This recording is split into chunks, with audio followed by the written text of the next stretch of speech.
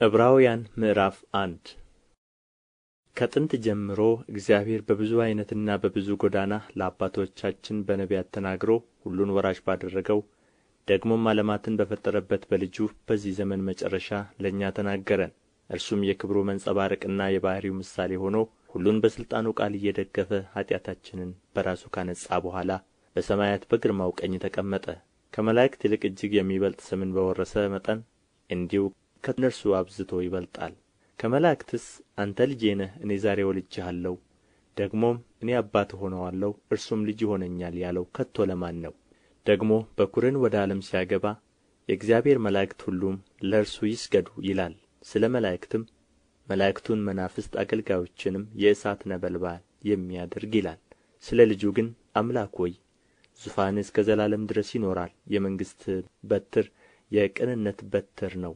ጽድቅን ወደድህ ዓመፃንም ጠላህ። ስለዚህ እግዚአብሔር አምላክህ ከጓደኞችህ ይልቅ በደስታ ዘይት ቀባህ ይላል። ደግሞ ጌታ ሆይ አንተ ከጥንት ምድርን መሠረትህ፣ ሰማዮችም የእጆችህ ሥራ ናቸው። እነርሱም ይጠፋሉ፣ አንተ ግን ጸንተህ ትኖራለህ። ሁሉም እንደ ልብስ ያረጃሉ፣ እንደ መጐናጸፊያም ትጠቀልላቸዋለህ፣ ይለወጡማል። አንተ ግን አንተ ነህ፣ ዓመቶችህም ከቶ አያልቁም ይላል። ነገር ግን ከመላእክት ጠላቶችህን የእግርህ መረገጫ እስካደርግልህ ድረስ በቀኜ ተቀመጥ ከቶ ለማን ብሎአል? ሁሉ መዳንን ይወርሱ ዘንድ ስላላቸው ለማገዝ የሚላኩ የሚያገለግሉም መናፍስት አይደሉምን? ዕብራውያን ምዕራፍ 2 ስለዚህ ከሰማነው ነገር ምናልባት እንዳንወሰድ ለእርሱ አብልጠን ልንጠነቀቅ ያስፈልገናል። በመላእክት የተነገረው ቃል ጽኑ ከሆነ መተላለፍና ለመታዘዝም ሁሉ የጽድቅን ብድራት ከተቀበለ እኛስ እንዲህ ያለውን ታላቅ መዳን ቸል ብንለው እንዴት እናመልጣለን? ይህ በጌታ በመጀመሪያ የተነገረ ነበርና የሰሙትም ለእኛ አጸኑት። እግዚአብሔርም እርሱ ራሱ እንደ ፈቀደ በምልክትና በድንቅ ነገር በልዩ ልዩ ተአምራትም መንፈስ ቅዱስንም በማደል አብሮ መሰከረለት። ስለ እርሱ የምንናገርበት የሚመጣውን ዓለም ለመላእክት ያስገዛው አይደለምና፣ ነገር ግን አንዱ በአንድ ስፍራ ታስበው ዘንድ ሰው ምንድን ነው? ወይስ ትጐበኘው ዘንድ የሰው ልጅ ምንድን ነው? ከመላእክት ይልቅ በጥቂት አሳነስኸው፣ የክብርና የምስጋና ዘውድ ጫንህለት፣ በእጆችም ሥራ ላይ ሾምኸው፣ ሁሉን ከእግሮቹ በታች አስገዛህለት ብሎ መሰከረ። ሁሉን ከእርሱ በታች ባስገዛ ጊዜ ያልተገዛለት ምንም አልተወምና፣ አሁን ግን ሁሉ እንደ ተገዛለት ገና አናይም። ነገር ግን በእግዚአብሔር ጸጋ ስለ ሰው ሁሉ ሞትን ይቀምስ ዘንድ ከመላእክት ይልቅ በጥቂት አንሶ የነበረውን ኢየሱስን ከሞት መከራ የተነሣ የክብርና የምስጋና ዘውድ ተጭኖ እናየዋለን። ብዙ ልጆችን ወደ ክብር ሲያመጣ የመዳናቸውን ራስ በመከራ ይፈጽም ዘንድ ከእርሱ የተነሣ ሁሉ በእርሱም ሁሉ ለሆነ ለእርሱ ተገብቶታልና። የሚቀድሰውና የሚቀደሱት ሁሉ ከአንድ ናቸውና፣ ስለዚህም ምክንያት ስምህን ለወንድሞቼ እነግራቸዋለሁ። በማኅበርም መካከል በዜማ አመሰግንሃለሁ። ደግሞም እኔ በእርሱ እታመናለሁ። ደግሞም እነሆኝ እኔን እግዚአብሔር የሰጠኝንም ልጆች ሲል ወንድሞች ብሎ ሊጠራቸው አያፍርም። እንግዲህ ልጆቹ በሥጋና በደም ስለሚካፈሉ እርሱ ደግሞ በሞት ላይ ሥልጣን ያለውን በሞት እንዲሽር ይኸውም ዲያብሎስ ነው። በሕይወታቸው ሁሉ ስለ ሞት ፍርሃት በባርነት ይታሰሩ የነበሩትን ሁሉ ነጻ እንዲያወጣ በሥጋና በደም እንዲሁ ተካፈለ። የአብርሃምን ዘር ይዞአል እንጂ የያዘው የመላእክትን አይደለም። ስለዚህ የሕዝብን ኃጢአት ለማስተስረይ ለእግዚአብሔር በሆነው ነገር ሁሉ የሚምርና የታመነ ሊቀ ካህናት እንዲሆን በነገሩ ሁሉ ወንድሞቹን ሊመስል ተገባው። እርሱ ራሱ ተፈትኖ መከራን ስለ ተቀበለ የሚፈተኑትን ሊረዳቸው ይችላልና። ዕብራውያን ምዕራፍ 3 ስለዚህ ከሰማያዊው ጥሪ ተካፋዮች የሆናችሁ ቅዱሳን ወንድሞች ሆይ የሃይማኖታችንን ሐዋርያና ሊቀ ካህናት ኢየሱስ ክርስቶስን ተመልከቱ። ሙሴ ደግሞ በቤቱ ሁሉ የታመነ እንደሆነ እርሱ ለሾመው የታመነ ነበረ። ቤትን የሚያዘጋጀው ከቤቱ ይልቅ የሚበልጥ ክብር እንዳለው መጠን እንዲሁ እርሱ ከሙሴ ይልቅ የሚበልጥ ክብር የተገባው ሆኖ ተቈጥሮአልና። እያንዳንዱ ቤት በአንድ ሰው ተዘጋጅቶአልና ሁሉን ያዘጋጀ ግን እግዚአብሔር ነው። ሙሴስ በኋላ ስለሚነገረው ነገር ምስክር ሊሆን በቤቱ ሁሉ እንደ ሎሌ የታመነ ነበረ። ክርስቶስ ግን እንደ ልጅ በቤቱ ላይ የታመነ ነው። እኛም የምንደፍርበትን የምንመካበትንም ተስፋ እስከ መጨረሻው አጽንተን ብንጠብቅ ቤቱ ነን።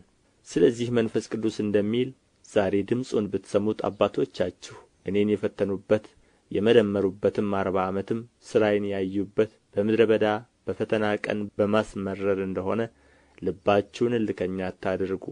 ስለዚህ ያን ትውልድ ተቈጥቼ ዘወትር በልባቸው ይስታሉ፣ መንገዴን ግን አላወቁም አልሁ። እንዲሁ ወደ ዕረፍቴ አይገቡም ብዬ በቍጣዬ ማልሁ።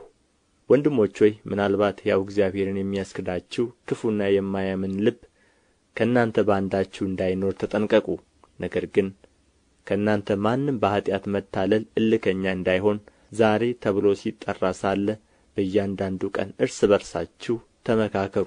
የመጀመሪያ እምነታችንን እስከ መጨረሻው አጽንተን ብንጠብቅ የክርስቶስ ተካፋዮች ሆነናልና እየተባለ ዛሬ ድምፁን ብትሰሙት በማስመረር እንደሆነ ልባችሁን እልከኛ አታድርጉ። ሰምተው ያስመረሩት እነማን ነበሩ?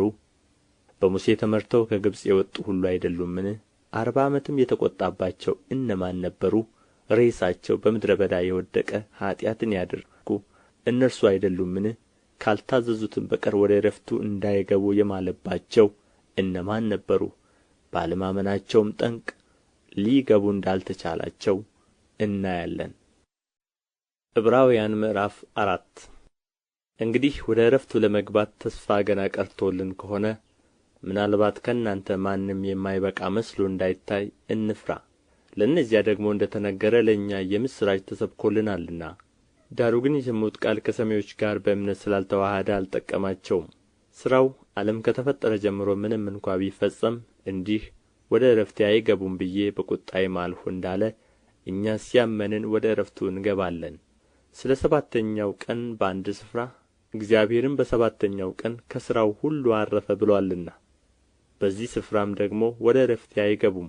እንግዲህ አንዳንዶች በዚያ እንዲገቡ ስለ ቀሩ ቀድሞም የምሥራች የተሰበከላቸው ባለመታዘዝ ጠንቅ ስላልገቡ ዛሬ ድምፁን ብትሰሙት ልባችሁን እልከኛ አታድርጉ በፊት እንደ ተባለ ይህን ከሚያህል ዘመን በኋላ በዳዊት ሲናገር ዛሬ ብሎ አንድ ቀን እንደ ገና ይቀጥራል። ኢያሱ አሳርፏቸው ኖሮ ቢሆንስ ከዚያ በኋላ ስለ ሌላ ቀን ባልተናገረ ነበር። እንግዲያስ የሰንበት ዕረፍት ለእግዚአብሔር ሕዝብ ቀርቶላቸዋል። ወደ ዕረፍቱ የገባ እግዚአብሔር ከሥራው እንዳረፈ እርሱ ደግሞ ከሥራው አርፎአልና። እንግዲህ እንደዚያ እንደ አለመታዘዝ ምሳሌ ማንም እንዳይወድቅ ወደዚያ ዕረፍት ለመግባት እንትጋ። የእግዚአብሔር ቃል ሕያው ነውና የሚሠራም ሁለትም አፍ ካለው ሰይፍ ሁሉ ይልቅ የተሳለ ነው፣ ነፍስንና መንፈስንም ጅማትንና ቅልጥምንም እስኪለይ ድረስ ይወጋል፣ የልብንም ስሜትና አሳብ ይመረምራል። እኛን በሚቈጣጠር በእርሱ ዓይኖቹ ፊት ሁሉ ነገር የተራቆተና የተገለጠ ነው እንጂ በእርሱ ፊት የተሰወረ ፍጥረት የለም። እንግዲህ በሰማያት ያለፈ ትልቅ ሊቀ ካህናት የእግዚአብሔር ልጅ ኢየሱስ ስላለን ጸንተን ሃይማኖታችንን እንጠብቅ። ከኃጢአት በቀር በነገር ሁሉ እንደ እኛ የተፈተነ ነው እንጂ በድካማችን ሊራራልን የማይችል ሊቀ ካህናት የለንም። እንግዲህ ምሕረትን እንድንቀበል በሚያስፈልገንም ጊዜ የሚረዳንን ጸጋ እንድናገኝ ወደ ጸጋው ዙፋን በእምነት እንቅረብ። ዕብራውያን ምዕራፍ 5 ሊቀ ካህናት ሁሉ ስለ ኃጢአት መባንና መሥዋዕትን ሊያቀርብ ከሰው ተመርጦ ለእግዚአብሔር በሆነው ነገር ሁሉ ስለ ሰው ይሾማልና፣ እርሱ ራሱም ደግሞ ድካምን ስለሚለብስ ላልተማሩትና ለሚስቱት ሊራራላቸው ይችላል። በዚህም ምክንያት ስለ ሕዝብ እንደሚያቀርብ እንዲሁ ስለ ራሱ ደግሞ መሥዋዕትን ስለ ኃጢአት ሊያቀርብ ይገባዋል። እንደ አሮንም በእግዚአብሔር ከተጠራ በቀር ማንም ክብሩን ለራሱ የሚወስድ የለም። እንዲሁ ክርስቶስ ደግሞ ሊቀ ካህናት ሊሆን ራሱን አላከበረም። ነገር ግን አንተ ልጄ ነህ፣ እኔ ዛሬ ወልጄሃለሁ ያለው እርሱ ነው።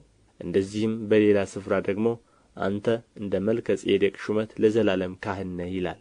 እርሱም በሥጋው ወራት ከሞት ሊያድነው ወደሚችል ከብርቱ ጩኸትና ከእንባ ጋር ጸሎትንና ምልጃን አቀረበ። እግዚአብሔርንም ስለ መፍራቱ ተሰማለት። ምንም ልጅ ቢሆን ከተቀበለው መከራ መታዘዝን ተማረ።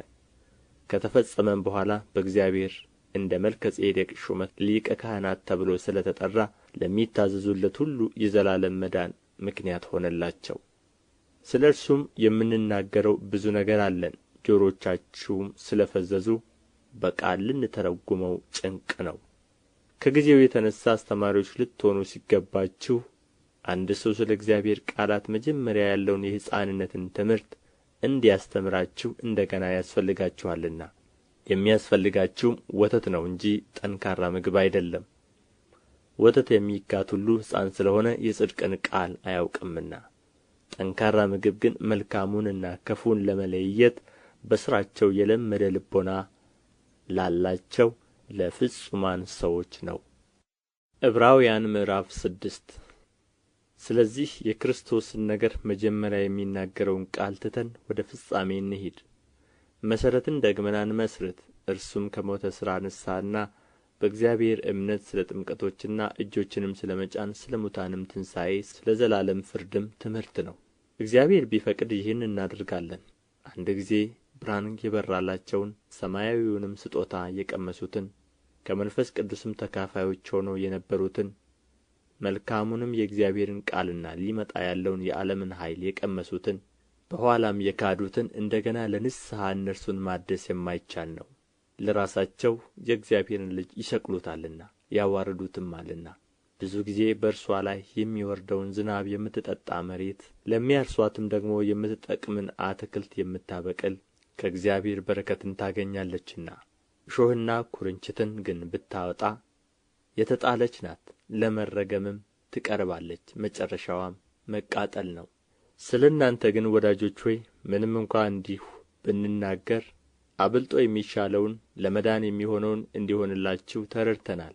እግዚአብሔር ቅዱሳንን ስላገለገላችሁ እስካሁንም ስለምታገለግሉአቸው ያደረጋችሁትን ሥራ ለስሙም ያሳያችሁን ፍቅር ይረሳ ዘንድ ዓመፀኛ አይደለምና በእምነትና በትዕግሥትም የተስፋውን ቃል የሚወርሱትን እንድትመስሉ እንጂ ዳተኞች እንዳትሆኑ ተስፋ እስኪሞላ ድረስ እያንዳንዳችሁ ያን ትጋት እስከ መጨረሻ እንድታሳዩ እንመኛለን። እግዚአብሔርም ለአብርሃም ተስፋ በሰጠው ጊዜ በእውነት እየባረክሁ እባርክሃለሁ እያበዛሁም አበዛሃለሁ ብሎ ከእርሱ በሚበልጥ በማንም ሊምል ስላልቻለ በራሱ ማለ። እንዲሁም እርሱ ከታገሰ በኋላ ተስፋውን አገኘ። ሰዎች ከእነርሱ በሚበልጠው ይምላሉና ለማስረዳትም የሆነው መሐላ የሙግት ሁሉ ፍጻሜ ይሆናል። ስለዚህም እግዚአብሔር የተስፋውን ቃል ለሚወርሱ ፈቃዱን እንደማይለወጥ አብልጦ ሊያሳያቸው ስለ ፈቀደ እግዚአብሔር ሊዋሽ በማይቻል በሁለት በማይለወጥ ነገር በፊታችን ያለውን ተስፋ ለመያዝ ለሸሸን ለእኛ ብርቱ መጽናናት ይሆንልን ዘንድ በመሐላ በመካከል ገባ። ይህም ተስፋ እንደ ነፍስ መልሕቅ አለን። እርሱም እርግጥ ጽኑ የሆነ ወደ መጋረጃውም ውስጥ የገባ ነው። በዚያም ኢየሱስ እንደ መልከ ጼዴቅ ሹመት ለዘላለም ሊቀ ካህናት የሆነው ስለ እኛ ቀዳሚ ሆኖ ገባ። ዕብራውያን ምዕራፍ 7 የሳሌም ንጉሥና የልዑል እግዚአብሔር ካህን የሆነ ይህ መልከ ጼዴቅ አብርሃም ነገሥታትን ገድሎ ሲመለስ ከእርሱ ጋር ተገናኝቶ ባረከው። ለእርሱም ደግሞ አብርሃም ከሁሉ አሥራትን አካፈለው። የስሙም ትርጓሜ በመጀመሪያ የጽድቅ ንጉሥ ነው፣ ኋላም ደግሞ የሳሌም ንጉሥ ማለት የሰላም ንጉሥ ነው። አባትና እናት የትውልድም ቍጥር የሉትም፣ ለዘመኑም ጥንት ለሕይወቱም ፍጻሜ የለውም። ዳሩ ግን በእግዚአብሔር ልጅ ተመስሎ ለዘላለም ካህን ሆኖ ይኖራል። የአባቶች አለቃ አብርሃም ከዘረፋው የሚሻለውን አሥራት የሰጠው ይህ ሰው እንዴት ትልቅ እንደ ነበረ እስኪ ተመልከቱ። ከሌዊ ልጆችም ክህነትን የሚቀበሉት ከሕዝቡ ማለት ከወንድሞቻቸው እነርሱ ምንም ከአብርሃም ወገብ ቢወጡ ከእነርሱ አሥራትን በሕግ እንዲያስወጡ ትእዛዝ አላቸው። ትውልዱ ከእርሱ የማይቈጠረው ግን ከአብርሃም አሥራትን አውጥቶአል፣ የተስፋ ቃል የነበረውንም ባርኳል። ትንሹም በታላቁ እንዲባረክ ክርክር የሌለበት ነገር ነው። በዚህስ የሚሞቱ ሰዎች አሥራትን ያስወጣሉ፣ በዚያ ግን የሚያስወጣ በሕይወት እንዲኖር የተመሰከረለት እርሱ ነው። ይህንም ለማለት ሲፈቅድ አሥራትን የሚያስወጣ ሌዊ እንኳ በአብርሃም እጅ አሥራትን ሰጥቶአል። መልከ ጼዴቅ በተገናኘው ጊዜ ገና በአባቱ ወገብ ነበረና። እንግዲህ ሕዝቡ በሌዊ ክህነት የተመሠረተን ሕግ ተቀብለዋልና በዚያም ክህነት ፍጹምነት የተገኘ ቢሆን እንደ አሮን ሹመት የማይቈጠር እንደ መልከ ጼዴቅ ሹመት ግን የሆነ ሌላ ካህን ሊነሣ ወደ ፊት ስለ ምን ያስፈልጋል? ክህነቱ ሲለወጥ ሕጉ ደግሞ ሊለወጥ የግድ ነውና። ይህ ነገር የተነገረለት እርሱ በሌላ ወገን ተካፍሎአልና፣ ከዚያም መሠዊያውን ያገለገለ ማንም የለም። ጌታችን ከይሁዳ ነገድ እንደ ወጣ የተገለጠ ነውና። ስለዚህም ነገድ ሙሴ ምንም እንኳ ስለ ክህነት አልተናገረም፣ በማያልፍም ሕይወት ኃይል እንጂ በሥጋ ትእዛዝ ሕግ ሳይሆን። ሌላ ካህን በመልከ ጼዴቅ ምሳሌ ቢነሣ ይህ እጅግ አብልጦ የሚገለጥ ነው። አንተ እንደ መልከ ጼዴቅ ሹመት ለዘላለም ካህን ነህ ብሎ ይመሰክራልና። ሕጉ ምንም ፍጹም አላደረገምና፣ ስለዚህ የምትደክም የማትጠቅምም ስለ ሆነች የቀደመች ትእዛዝ ተሽራለች፣ ወደ እግዚአብሔር የምንቀርብበት የሚሻል ተስፋ ገብቶአል። እነርሱም ያለ መሐላ ካህናት ሆነዋልና። እርሱ ግን ጌታ አንተ እንደ መልከ ጼዴቅ ሹመት ለዘላለም ካህን ነህ ብሎ ማለ አይጸጸትም ብሎ በተናገረለት ከመሐላ ጋር ካህን ሆኖአልና። ያለ መሐላ ካህን እንዳልሆነ መጠን እንዲሁ ኢየሱስ ለሚሻል ኪዳን ዋስ ሆኖአል። እነርሱም እንዳይኖሩ ሞት ስለ ከለከላቸው ካህናት የሆኑት ብዙ ናቸው። እርሱ ግን ለዘላለም የሚኖር ስለ ሆነ የማይለወጥ ክህነት አለው፣ ስለ እነርሱም ሊያማልድ ዘወትር በሕይወት ይኖራልና። ስለዚህ ደግሞ በእርሱ ወደ እግዚአብሔር የሚመጡትን ፈጽሞ ሊያድናቸው ይችላል። ቅዱስና ያለ ተንኰል ነውርም የሌለበት ከኃጢአተኞችም የተለየ ከሰማያትም ከፍ ከፍ ያለ እንደዚህ ያለ ሊቀ ካህናት ይገባናል። እርሱም እንደነዚያ ሊቀ ካህናት አስቀድሞ ስለ ራሱ ኃጢአት በኋላም ስለ ሕዝቡ ኃጢአት ዕለት ዕለት መሥዋዕትን ሊያቀርብ አያስፈልገውም። ራሱን ባቀረበ ጊዜ ይህ አንድ ጊዜ ፈጽሞ አድርጓልና። ሕጉ ድካም ያላቸውን ሰዎች ሊቀ ካህናት አድርጎ ይሾማልና። ከሕግ በኋላ የመጣው የመሐላው ቃል ግን ለዘላለም ፍጹም የሆነውን ልጅ ይሾማል። ዕብራውያን ምዕራፍ 8 ከተናገርነውም ዋና ነገሩ ይህ ነው። በሰማያት በግርማው ዙፋን ቀኝ የተቀመጠ እንዲህ ያለ ሊቀ ካህናት አለን። እርሱም የመቅደስና የእውነተኛይቱ ድንኳን አገልጋይ ነው። እርሷም በሰው ሳይሆን በጌታ የተተከለች ናት። ሊቀ ካህናት ሁሉ መባንና መሥዋዕትን ሊያቀርብ ይሾማልና፣ ስለዚህም ለዚህ ደግሞ የሚያቀርበው አንዳች ሊኖረው የግድ ነው። እንግዲህ በምድር ቢኖርስ እንደ ሕግ መባን የሚያቀርቡት ስላሉ ካህን እንኳ ባልሆነም እነርሱ ሙሴ ድንኳኒቱን ሊሠራ ሳለ እንደ ተረዳ ለሰማያዊው ነገር ምሳሌና ጥላ የሚሆነውን ያገለግላሉ። በተራራው እንደ ተገለጠልህ ምሳሌ ሁሉን ታደርግ ዘንድ ተጠንቀቅ ብሎት ነበርና፣ አሁን ግን በሚሻል ተስፋ ቃል በተመሠረተ በሚሻል ኪዳን ደግሞ መካከለኛ እንደሚሆን በዚያ ልክ እጅግ የሚሻል አገልግሎት አግኝቶአል። ፊተኛው ኪዳን ነቀፋ ባይኖረው ለሁለተኛው ስፍራ ባልተፈለገም ነበር፣ እነርሱን እየነቀፈ ይላቸዋልና። እነሆ ከእስራኤል ቤትና ከይሁዳ ቤት ጋር አዲስ ኪዳን የምገባበት ወራት ይመጣል ይላል ጌታ። ከግብፅ አገር አወጣቸው ዘንድ እጃቸውን በያዝሁበት ቀን ከአባቶቻቸው ጋር እንደ ገባሁት ኪዳን አይደለም፣ እነርሱ በኪዳኔ አልጸኑምና እኔም ቸል አልኋቸው ይላል ጌታ። ከዚያ ወራት በኋላ ከእስራኤል ቤት ጋር የምገባው ቃል ኪዳን ይህ ነውና ይላል ጌታ፣ ሕጌን በልቡናቸው አኖራለሁ፣ በልባቸውም እጽፈዋለሁ። እኔም አምላክ እሆንላቸዋለሁ፣ እነርሱም ሕዝብ ይሆኑልኛል። እያንዳንዱም ጎረቤቱን እያንዳንዱም ወንድሙን ጌታን እወቅ ብሎ አያስተምርም። ከታናሹ ጀምሮ እስከ ታላቁ ድረስ ሁሉ ያውቁኛልና። ዓመፃቸውን እምራቸዋለሁና ኃጢአታቸውንም ደግሜ አላስብም።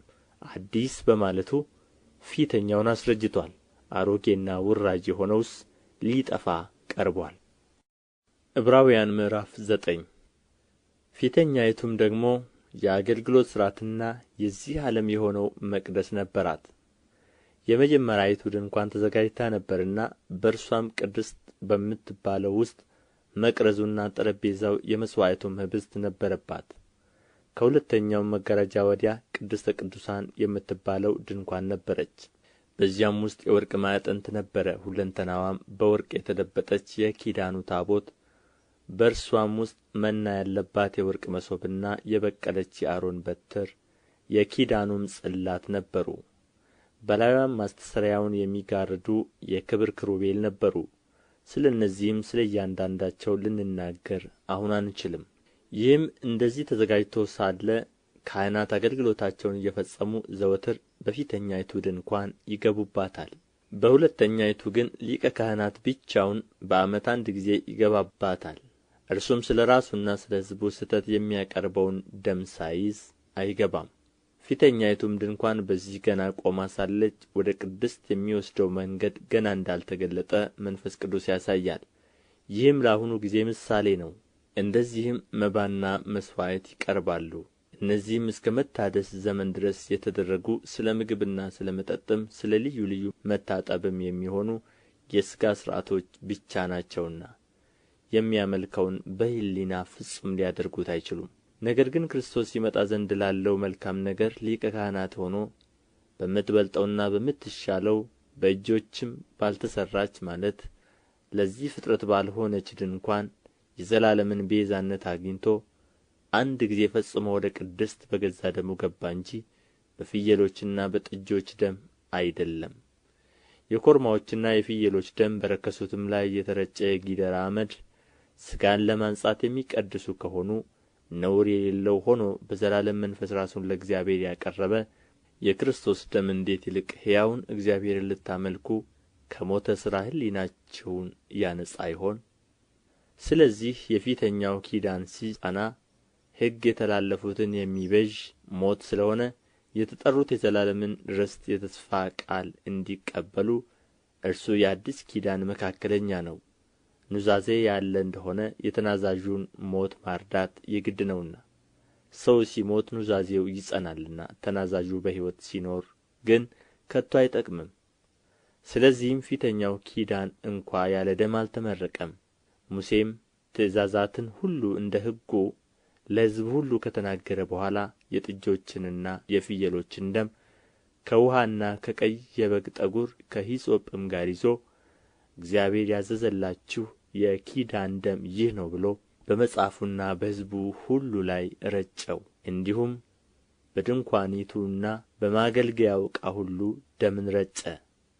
እንደ ሕጉም ከጥቂቶች በቀር ነገር ሁሉ በደም ይነጻል፣ ደምም ሳይፈስ ስርየት የለም። እንግዲህ በሰማያት ያሉትን የሚመስለው ነገር በዚህ ሊነጻ እንጂ በሰማያት ያሉቱ ራሳቸው ከእርሱ ይልቅ በሚበልጥ መሥዋዕት ሊነጹ የግድ ነበረ።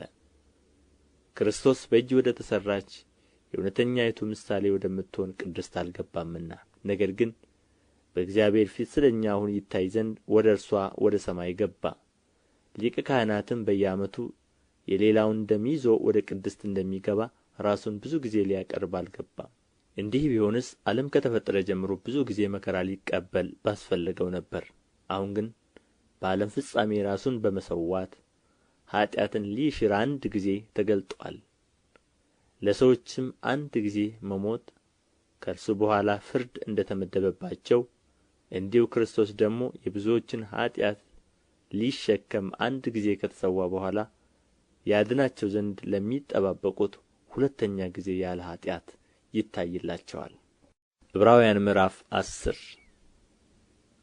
ሕጉ ሊመጣ ያለው የበጎ ነገር እውነተኛ አምሳል ሳይሆን የነገር ጥላ አለውና፣ ስለዚህ በየዓመቱ ዘወትር በሚያቀርቡት በዚያ መሥዋዕት የሚቀርቡትን ሊፈጽም ከቶ አይችልም። እንደዚህማ ባይሆን የሚያመልኩት አንድ ጊዜ ነጽተው ከዚያ በኋላ በሕሊናቸው ኃጢአትን ስላላወቁ ማቅረብን በተዉ አልነበረምን? ነገር ግን በዚያ መሥዋዕት በየዓመቱ የኃጢአት መታሰቢያ አለ።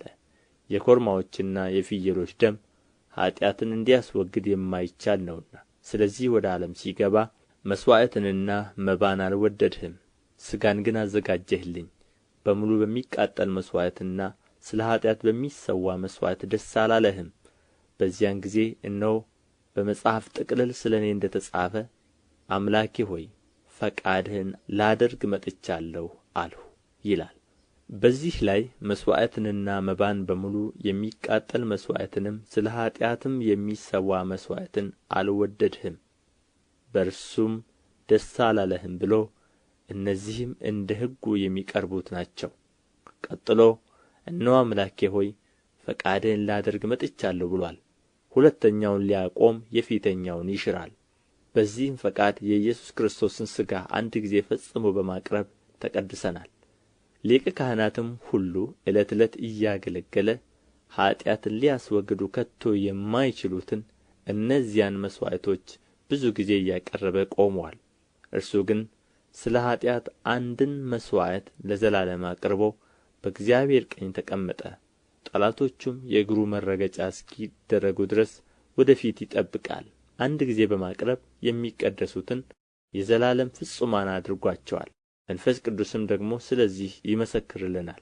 ከዚያ ወራት በኋላ ከእነርሱ ጋር የምገባው ኪዳን ይህ ነው ይላል ጌታ፣ በልባቸው ሕጌን አኖራለሁ በልቡናቸውም እጽፈዋለሁ ብሎ ከተናገረ በኋላ ኃጢአታቸውንና ዓመፃቸውንም ደግሜ አላስብም ይላል። የእነዚህም ስርየት ባለበት ዘንድ ከዚህ ወዲህ ስለ ኃጢአት ማቅረብ የለም። እንግዲህ ወንድሞች ሆይ በመረቀልን በአዲስና በሕያው መንገድ ወደ ቅድስት በኢየሱስ ደም በመጋረጃው ማለት በሥጋው በኩል እንድንገባ ድፍረት ስላለን በእግዚአብሔር ቤት ላይ የሆነ ታላቅ ካህን ስላለን ከክፉ ሕሊና ለመንጻት ልባችንን ተረጭተን ሰውነታችንንም በጥሩ ውኃ ታጥበን በተረዳንበት እምነት በቅን ልብ እንቅረብ። የተስፋን ቃል የሰጠው የታመነ ነውና እንዳይነቃነቅ የተስፋችንን ምስክርነት እንጠብቅ። ለፍቅርና ለመልካምም ሥራ እንድንነቃቃ እርስ በርሳችን እንተያይ። በአንዳንዶችም ዘንድ ልማድ እንደ ሆነው መሰብሰባችንን አንተው፣ እርስ በርሳችን እንመካከር እንጂ ይልቁንም ቀኑ ሲቀርብ እያያችሁ አብልጣችሁ ይህን አድርጉ። የእውነትን እውቀት ከተቀበልን በኋላ ወደን ኃጢአት ብናደርግ ከእንግዲህ ወዲህ ስለ ኃጢአት መሥዋዕት አይቀርልንምና የሚያስፈራ ግን የፍርድ መጠበቅ ተቃዋሚዎችንም ሊበላ ያለው የእሳት ብርታት አለ። የሙሴን ሕግ የናቀ ሰው ሁለት ወይም ሦስት ቢመሰክሩበት ያለ ርኅራኄ ይሞታል። የእግዚአብሔርን ልጅ የረገጠ ያንንም የተቀደሰበትን የኪዳኑን ደም እንደ ርኩስ ነገር የቈጠረ የጸጋውንም መንፈስ ያክፋፋ እንዴት ይልቅ የሚብስ ቅጣት የሚገባው ይመስላችኋል? በቀል የእኔ ነው፣ እኔ ብድራትን እመልሳለሁ ያለውን እናውቃለንና። ደግሞም ጌታ በሕዝቡ ይፈርዳል። በሕያው እግዚአብሔር እጅ መውደቅ የሚያስፈራ ነው። ነገር ግን ግማሽ በነቀፋና በጭንቅ እንደ መጫወቻ ስለ ሆናችሁ ግማሽም እንዲህ ካሉት ጋር ስለ ተካፈላችሁ ብርሃን ከበራላችሁ በኋላ መከራ በሆነበት በትልቅ ተጋድሎ የጸናችሁበትን የቀደመውን ዘመን አስቡ። የሚበልጥና ለዘወትር የሚኖር ገንዘብ በሰማይ ራሳችሁ እንዳላችሁ አውቃችሁ በእስራቴ ራራችሁልኝ። የገንዘባችሁንም ንጥቂያ በደስታ ተቀበላችሁ። እንግዲህ ታላቅ ብድራት ያለውን ድፍረታችሁን አትጣሉ። የእግዚአብሔርን ፈቃድ አድርጋችሁ የተሰጣችሁን የተስፋ ቃል እንድታገኙ መጽናት ያስፈልጋችኋልና። ገና በጣም ጥቂት ጊዜ ነው፣ ሊመጣ ያለውም ይመጣል አይዘገይምም። ጻድቅ ግን በእምነት ይኖራል። ወደ ኋላም ቢያፈገፍግ ነፍሴ በእርሱ ደስ አይላትም። እኛ ግን ነፍሳቸውን ሊያድኑ ከሚያምኑት ነን እንጂ ወደ ጥፋት ከሚያፈገፍጉ አይደለንም። ዕብራውያን ምዕራፍ 11 እምነት ተስፋ ስለምናደርገው ነገር የሚያስረግጥ የማናየውንም ነገር የሚያስረዳ ነው። ለሽማግሌዎች የተመሰከረላቸው በዚህ ነውና። ዓለሞች በእግዚአብሔር ቃል እንደ ተዘጋጁ ስለዚህም የሚታየው ነገር ከሚታዩት እንዳልሆነ በእምነት እናስተውላለን። አቤል ከቃየል ይልቅ የሚበልጥን መሥዋዕት ለእግዚአብሔር በእምነት አቀረበ። በዚህም እግዚአብሔር ስለ ስጦታው ሲመሰክር እርሱ ጻድቅ እንደሆነ ተመሰከረለት። ሞቶም ሳለ በመሥዋዕቱ እስካሁን ይናገራል። ሄኖክ ሞትን እንዳያይ በእምነት ተወሰደ፣ እግዚአብሔር ስለ ወሰደው አልተገኘም። ሳይወሰድ እግዚአብሔርን ደስ እንዳሰኘ ተመስክሮለታልና። ያለ እምነትም ደስ ማሰኘት አይቻልም። ወደ እግዚአብሔር የሚደርስ እግዚአብሔር እንዳለ ለሚፈልጉትም ዋጋ እንዲሰጥ ያምን ዘንድ ያስፈልገዋልና። ኖኅ ገና ስለማይታየው ነገር ተረድቶ እግዚአብሔርን እየፈራ ቤተ ሰዎቹን ለማዳን መርከብን በእምነት አዘጋጀ። በዚህም ዓለምን ኰነነ፣ በእምነት የሚገኘውን ጽድቅ ወራሽ ሆነ። አብርሃም የተባለው ርስት አድርጎ ሊቀበለው ወዳለው ስፍራ ለመውጣት በእምነት ታዘዘ። ወዴትም እንደሚሄድ ሳያውቅ ወጣ። ለእንግዶች እንደሚሆን በተስፋ ቃል በተሰጠው አገር በድንኳን ኖሮ ያን የተስፋ ቃል አብሮት ከሚወርሱ ከይስሐቅና ከያዕቆብ ጋር እንደ መጻተኛ በእምነት ተቀመጠ። መሠረት ያላትን እግዚአብሔር የሠራትን የፈጠራትን ከተማ ይጠብቅ ነበርና ተስፋ የሰጠው የታመነ እንደሆነ ስለ ቈጠረች ሳራ ራሷ ደግሞ ዕድሜዋ እንኳ ካለፈ በኋላ ዘርን ለመፅነስ ኃይልን በእምነት አገኘች። ስለዚህ ደግሞ በብዛታቸው እንደ ሰማይ ኮከብ እንደማይቈጠርም በባሕር ዳር እንዳለ አሸዋ የነበሩት የሞተን ሰው እንኳ ከመሰለው ከአንዱ ተወለዱ። እነዚህ ሁሉ አምነው ሞቱ፣ የተሰጣቸውን የተስፋ ቃል አላገኙምና። ዳሩ ግን ከሩቅ ሆነው አዩትና ተሳለሙት። በምድሪቱም እንግዶችና መጻተኞች እንዲሆኑ ታመኑ። እንዲህ የሚሉት ለእነርሱ የሚሆነውን አገር እንዲፈልጉ ያመለክታሉና ያን የወጡበትን አገር አስበው ቢሆኑ ሊመለሱ ጊዜ በሆነላቸው ነበር። አሁን ግን የሚበልጠውን እርሱም ሰማያዊ አገር ይናፍቃሉ። ስለዚህ እግዚአብሔር አምላካቸው ተብሎ ሊጠራ በእነርሱ አያፍርም፣ ከተማን አዘጋጅቶላቸዋልና። አብርሃም በተፈተነበት ጊዜ ይስሐቅን በእምነት አቀረበ። የተስፋን ቃል የተቀበለው በይስሐቅ ዘር ይጠራልሃል የተባለለት እርሱም አንድ ልጁን አቀረበ። እግዚአብሔር ከሙታን እንኳ ሊያስነሣው እንዲቻለው አስቦአልና። ከዚያም ደግሞ በምሳሌ አገኘው። ይስሐቅ ሊመጣ ስላለው ነገር ያዕቆብንና ኤሳውን በእምነት ባረካቸው። ያዕቆብ ሲሞት በእምነት የዮሴፍን ልጆች እያንዳንዳቸው ባረካቸው። በዘንጉም ጫፍ ተጠግቶ ሰገደ። ዮሴፍ ወደ ሞት ቀርቦ ሳለ በእምነት ስለ እስራኤል ልጆች መውጣት አስታወሰ፣ ስለ አጥንቱም አዘዛቸው። ሙሴ ከተወለደ በኋላ ወላጆቹ ያማረ ሕፃን መሆኑን አይተው በእምነት 3 ወር ሸሸጉት፣ የንጉሥንም አዋጅ አልፈሩም። ሙሴ ካደገ በኋላ የፈርዖን የልጅ ልጅ እንዳይባል በእምነት እምቢ አለ። ከግብፅ ብዙ ገንዘብ ይልቅ ስለ ክርስቶስ መነቀፍ እጅግ የሚበልጥ ባለጠግነት እንዲሆን አስቦአልና። ለጊዜው በኃጢአት ከሚገኝ ደስታ ይልቅ ከእግዚአብሔር ሕዝብ ጋር መከራ መቀበልን መረጠ። ብድራቱን ትኵር ብሎ ተመልክቶአልና የንጉሡን ቍጣ ሳይፈራ የግብፅን አገር የተወ በእምነት ነበር። የማይታየውን እንደሚያየው አድርጎ ጸንቶአልና። አጥፊው የበኵሮችን ልጆች እንዳይነካ ፋሲካንና ደምን መርጨትን በእምነት አደረገ። በደረቅ ምድር እንደሚያልፉ በኤርትራ ባሕር በእምነት ተሻገሩ። የግብፅ ሰዎች ግን ሲሞክሩ ተዋጡ። የኢያሪኮ ቅጥር 7 ቀን ከዞሩበት በኋላ በእምነት ወደቀ። ጋለሞታይቱ ረዓብ ሰላዮችን በሰላም ስለ ተቀበለቻቸው ከማይታዘዙ ጋር በእምነት አልጠፋችም። እንግዲህ ምን እንላለን? ስለ ጌዴዎንና ስለ ባርቅ፣ ስለ ሶምሶንም፣ ስለ ዮፍታሔም፣ ስለ ዳዊትም፣ ስለ ሳሙኤልም፣ ስለ ነቢያትም እንዳልተርክ ጊዜ ያጥርብኛልና። እነርሱ በእምነት መንግሥታትን ድል ነሡ፣ ጽድቅን አደረጉ፣ የተሰጠውን የተስፋ ቃል አገኙ፣ የአንበሶችን አፍ ዘጉ፣ የእሳትን ኃይል አጠፉ፣ ከሰይፍ ስለት አመለጡ፣ ከድካማቸው በረቱ፣ በጦርነት ኃይለኞች ሆኑ፣ የባዕድ ጭፍሮችን አባረሩ። ሴቶች ሙታናቸውን በትንሣኤ ተቀበሉ፣ ሌሎችም መዳንን ሳይቀበሉ የሚበልጠውን ትንሣኤ እንዲያገኙ እስከ ሞት ድረስ ተደበደቡ። ሌሎችም መዘበቻ በመሆንና በመገረፍ ከዚህም በላይ በእስራትና በወህኒ ተፈተኑ። በድንጋይ ተወግረው ሞቱ፣ ተፈተኑ፣ በመጋዝ ተሰነጠቁ፣ በሰይፍ ተገድለው ሞቱ። ሁሉን እያጡ መከራን እየተቀበሉ እየተጨነቁ የበግና የፍየል ሌጦ ለብሰው ዞሩ። ዓለም አልተገባቸውምና በምድረ በዳና በተራራ በዋሻና በምድር ጕድጓድ ተቅበዘበዙ። እነዚህም ሁሉ በእምነታቸው ተመስክሮላቸው ሳሉ የተሰጠውን የተስፋ ቃል አላገኙም። ያለ እኛ ፍጹማን እንዳይሆኑ እግዚአብሔር ስለ እኛ አንዳች የሚበልጥ ነገርን አስቀድሞ አይቶ ነበርና። ዕብራውያን ምዕራፍ 12 እንግዲህ እነዚህን የሚያህሉ ምስክሮች እንደ ደመና በዙሪያችን ካሉልን፣ እኛ ደግሞ ሸክምን ሁሉ ቶሎም የሚከበንን ኃጢአት አስወግደን የእምነታችንን ራስና ፈጻሚውን ኢየሱስን ተመልክተን በፊታችን ያለውን ሩጫ በትዕግሥት እንሩጥ። እርሱ ነውርን ንቆ በፊቱ ስላለው ደስታ በመስቀል ታግሶ በእግዚአብሔር ዙፋን ቀኝ ተቀምጦአልና። በነፍሳችሁ ዝላችሁ እንዳትደክሙ ከኃጢአተኞች በደረሰበት እንዲህ ባለ መቃወም የጸናውን አስቡ። ከኃጢአት ጋር እየተጋደላችሁ ገና ደምን እስከ ማፍሰስ ድረስ አልተቃወማችሁም። እንደ ልጆችም ከእናንተ ጋር ልጄ ሆይ የጌታን ቅጣት አታቅልል፣ በሚገሥጽህም ጊዜ አትድከም። ጌታ የሚወደውን ይቀጣዋልና የሚቀበለውን ልጅ ሁሉ ይገርፈዋል ብሎ የሚነጋገረውን ምክር ረስታችኋል። ለመቀጣት ታገሡ፣ እግዚአብሔር እንደ ልጆች ያደርግላችኋልና። አባቱ የማይቀጣው ልጅ ማን ነው? ነገር ግን ሁሉ የቅጣት ተካፋይ ሆነዋል። ያለ ቅጣት ብትኖሩ ዲቃላዎች እንጂ ልጆች አይደላችሁም። ከዚህም በላይ የቀጡን የሥጋችን አባቶች ነበሩን፣ እናፍራቸውም ነበር።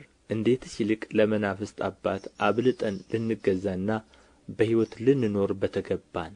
እነርሱ መልካም ሆኖ እንደ ታያቸው ለጥቂት ቀን ይቀጡን ነበር፣ እርሱ ግን ከቅድስናው እንድንካፈል ለጥቅማችን ይቀጣናል።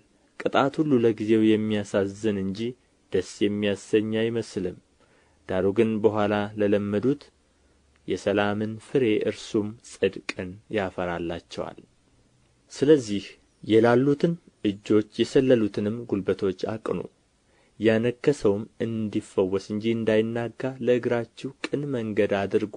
ከሰው ሁሉ ጋር ሰላምን ተከታተሉ፣ ትቀደሱም ዘንድ ፈልጉ። ያለ እርሱ ጌታን ሊያይ የሚችል የለምና።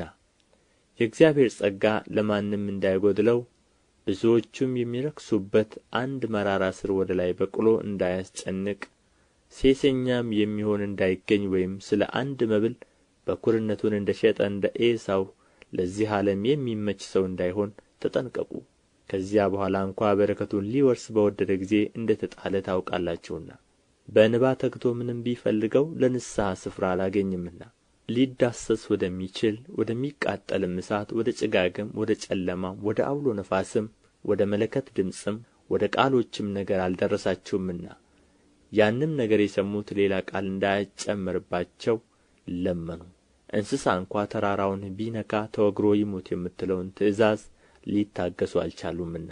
ሙሴም እጅግ እፈራለሁ እንቀጠቀጥማለሁ እስኪል ድረስ የሚታየው እጅግ የሚያስፈራ ነበር። ነገር ግን ወደ ጽዮን ተራራና ወደ ሕያው እግዚአብሔር ከተማ ደርሳችኋል፣ ወደ ሰማያዊቱም ኢየሩሳሌም፣ በደስታም ወደ ተሰበሰቡ ወደ አእላፋት መላእክት፣ በሰማያትም ወደ ተጻፉ ወደ በኵራት ማኅበር፣ የሁሉም ዳኛ ወደሚሆን ወደ እግዚአብሔር፣ ፍጹማንም ወደ ሆኑት ወደ ጻድቃን መንፈሶች፣ የአዲስም ኪዳን መካከለኛ ወደሚሆን ወደ ኢየሱስ፣ ከአቤልም ደም ይልቅ የሚሻለውን ወደሚናገር ወደ መርጨት ደም ደርሳችኋል። ለሚናገረው እምቢ እንዳትሉ ተጠንቀቁ። እነዚያ በምድር ላስረዳቸው እምቢ ባሉ ጊዜ ካላመለጡ ከሰማይ ከመጣው ፈቀቅ የምንል እኛስ እንዴት እናመልጣለን? በዚያም ጊዜ ድምፁ ምድርን አናወጠ። አሁን ግን አንድ ጊዜ ደግሜ እኔ ሰማይን አናውጣለሁ እንጂ ምድርን ብቻ አይደለም ብሎ ተስፋ ሰጥቶአል። ዳሩ ግን አንድ ጊዜ ደግሜ የሚል ቃል የማይናወጡት ጸንተው እንዲኖሩ የሚናወጡት የተፈጠሩ እንደሚሆኑ ይለወጡ ዘንድ ያሳያል። ስለዚህ የማይናወጥን መንግሥት ስለምንቀበል በማክበርና በፍርሃት እግዚአብሔርን ደስ እያሰኘን የምናመልክበትን ጸጋ እንያዝ። አምላካችን በእውነት የሚያጠፋ እሳት ነውና። ዕብራውያን ምዕራፍ 13 የወንድማማች መዋደድ ይኑር፣ እንግዶችን መቀበል አትርሱ። በዚህ አንዳንዶች ሳያውቁ መላእክትን እንግድነት ተቀብለዋልና። ከእነርሱ ጋር እንደ ታሰረ ሆናችሁ እስሮችን አስቡ። የተጨነቁትንም ራሳችሁ ደግሞ በሥጋ እንዳለ ሆናችሁ አስቡ። መጋባት በሁሉ ዘንድ ክቡር፣ መኝታውም ንጹሕ ይሁን። ሴሰኞችንና አመንዝሮችን ግን እግዚአብሔር ይፈርድባቸዋል። አካሄዳችሁ ገንዘብን ያለ መውደድ ይሁን፣ ያላችሁም ይብቃችሁ። እርሱ ራሱ አልለቅህም ከቶም አልተውህም ብሎአልና። ስለዚህ በድፍረት ጌታ ይረዳኛልና አልፈራም፣ ሰው ምን ያደርገኛል እንላለን። የእግዚአብሔርን ቃል የተናገሩአችሁን ዋኖቻችሁን አስቡ። የኑሮአቸውንም ፍሬ እየተመለከታችሁ በእምነታቸው ምሰሉአቸው። ኢየሱስ ክርስቶስ ትናንትና ዛሬ እስከ ዘላለምም ያው ነው። ልዩ ልዩ ዓይነት በሆነ በእንግዳ ትምህርት አትወሰዱ። ልባችሁ በጸጋ ቢጸና መልካም ነው እንጂ በመብል አይደለም፣ በዚህ የሚሠሩባት አልተጠቀሙምና። መሠዊያ አለን፣ ከእርሱም ሊበሉ ድንኳኒቱን የሚያገለግሉ መብት የላቸውም። ሊቀ ካህናት ስለ ኃጢአት ወደ ቅድስት የእንስሶችን ደም ያቀርባልና፣ ሥጋቸው ግን ከሰፈር ውጭ ይቃጠላል። ስለዚህ ኢየሱስ ደግሞ በገዛ ደሙ ሕዝቡን እንዲቀድስ ከበር ውጭ መከራን ተቀበለ። እንግዲህ ነቀፌታውን እየተሸከምን ወደ እርሱ ወደ ሰፈሩ ውጭ እንውጣ። በዚህ የምትኖር ከተማ የለችንምና ነገር ግን ትመጣ ዘንድ ያላትን እንፈልጋለን። እንግዲህ ዘወትር ለእግዚአብሔር የምስጋናን መሥዋዕት ማለት ለስሙ የሚመሰክሩ የከንፈሮችን ፍሬ በእርሱ እናቅርብለት። ነገር ግን መልካም ማድረግን ለሌሎችም ማካፈልን አትርሱ። እንዲህ ያለው መሥዋዕት እግዚአብሔርን ደስ ያሰኘዋልና። ለዋኖቻችሁ ታዘዙና ተገዙ፣ እነርሱ ስሌትን እንደሚሰጡ አድርገው ይህንኑ በደስታ እንጂ በኀዘን እንዳያደርጉት፣ ይህ የማይጠቅማችሁ ነበርና። ስለ ነፍሳችሁ ይተጋሉ። ጸልዩልን። በነገር ሁሉ በመልካም እንድንኖር ወደን መልካም ሕሊና እንዳለን ተረድተናልና። ይልቁንም ፈጥኜ እንድመለስላችሁ ይህን ታደርጉ ዘንድ አጥብቄ እለምናችኋለሁ። በዘላለም ኪዳን ደም ለበጎች ትልቅ እረኛ የሆነውን ጌታችንን ኢየሱስን ከሙታን ያወጣው የሰላም አምላክ በኢየሱስ ክርስቶስ በኩል በፊቱ ደስ የሚያሰኘውን በእናንተ እያደረገ ፈቃዱን ታደርጉ ዘንድ በመልካም ሥራ ሁሉ ፍጹማን ያድርጋችሁ። ለእርሱ እስከ ዘላለም ድረስ ክብር ይሁን፣ አሜን። ወንድሞች ሆይ የምክርን ቃል እንድትታገሡ እመክራችኋለሁ። በጥቂት ቃል ጽፌላችኋለሁና። ወንድማችን ጢሞቴዎስ እንደ ተፈታ እወቁ። ቶሎ ብሎም ቢመጣ ከእርሱ ጋር አያችኋለሁ። ለዋኖቻችሁ ሁሉና ለቅዱሳን ሁሉ ሰላምታ አቅርቡልኝ። ከኢጣልያ የሆኑቱ ሰላምታ ያቀርቡላችኋል። ጸጋ ከሁላችሁ ጋር ይሁን፣ አሜን።